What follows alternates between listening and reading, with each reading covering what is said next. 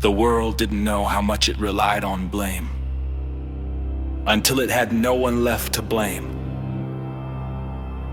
The 1980s arrived like a fever dream. The Jewish population was gone, not relocated, not hidden, gone.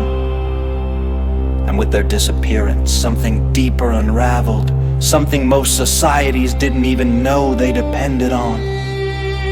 For centuries, Jewish communities had been scapegoated, blamed for plagues, wars, economic collapses, and ideological unrest. It was a grotesque pattern woven into the fabric of history. But now, that pattern had been severed, and the world didn't know how to cope. Extremist groups lost their rallying cry. Propaganda machines sputtered, political factions scrambled to invent new enemies. But nothing stuck. The psychological void left behind was more destabilizing than any war. Without a scapegoat, the world turned on itself.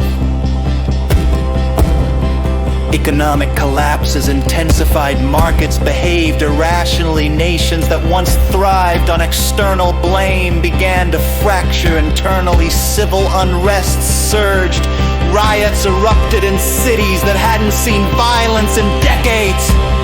The absence of blame left a vacuum no ideology could fill. Governments turned inward, surveillance increased, propaganda shifted, new enemies were invented, immigrants, dissidents, even weather patterns.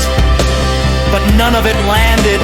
The world was restless, unstable, and haunted by the silence left behind. In Moscow, a failed coup was blamed on invisible saboteurs. In Washington, intelligence agencies leaked documents suggesting a non-human influence in global affairs. In Beijing, a secret task force was formed to investigate dimensional anomalies. The crater in the Middle East remained sealed. No one dared approach it. Satellites showed shifting terrain, but no one could explain it. The land was quiet. Too quiet! And then, something stranger began to surface.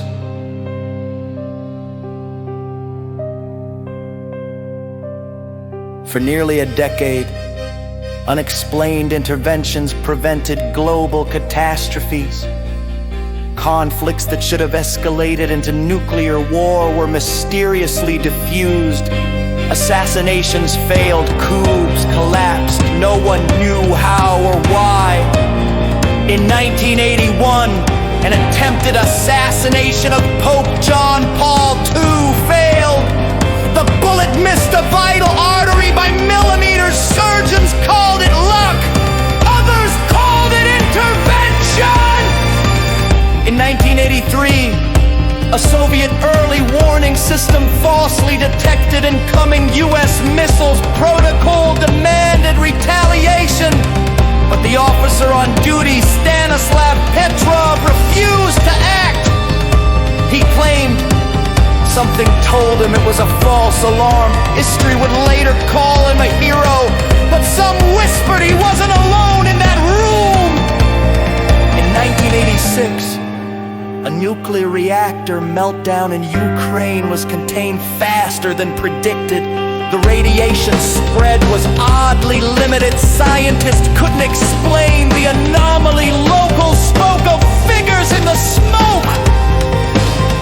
The world began to suspect someone was watching. Whispers circulated about a hidden force, strategic, invisible, and impossibly precise. But no one could trace it. No one could prove it. The interventions were too clean, too quiet. No fingerprints, no signatures, just outcomes. Some called it divine, others called it alien. A few dared to suggest it was the returners. The term had surfaced in fringe forums and underground publications. Survivors from the original crater spoke of visions, figures bathed in light, speaking in symbols. They described a presence that felt ancient yet surgical.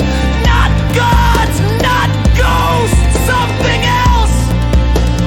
Governments dismissed the claims, but behind closed doors, task forces were formed, satellites were redirected, quantum labs received sudden funding, the search for the Watchers began. But the Watchers didn't want to be found.